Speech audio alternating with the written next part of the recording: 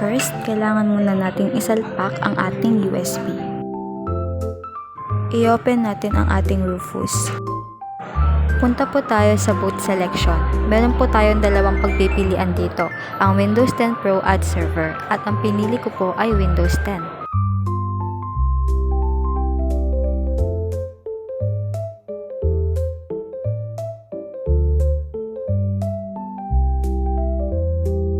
Sa image option, piliin po ang Standard Windows Installation.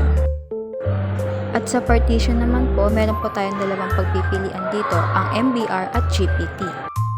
At ang pinili ko po ay GPT. Sa target system naman po, ang pinili ko po ay UEFI.